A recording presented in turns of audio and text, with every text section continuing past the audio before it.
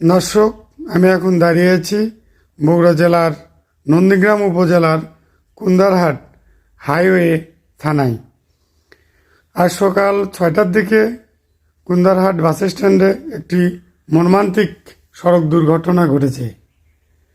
Highway police সূত্রে জানা গেছে, নাটোর থেকে ছেড়ে আসা দুইটি ট্রাক ওভারটেকিংয়ের সময় কুন্দারহাট বাস স্ট্যান্ডে পিছের ট্রাকটি সামনের ট্রাককে ধাক্কা দেয়।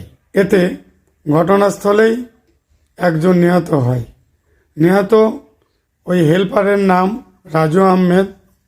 তার বাড়ি কুড়িগ্রাম জেলার উলিপুর উপজেলার কোপাতপুর গ্রামে।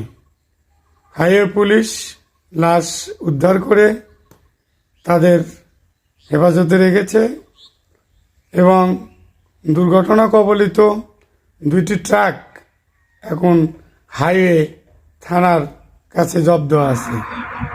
এ ব্যাপারে আইনগত ব্যবস্থা নেওয়ার কথা জানিয়েছে হাইওয়ে থানার ওসি মুনিরুজ্জামান।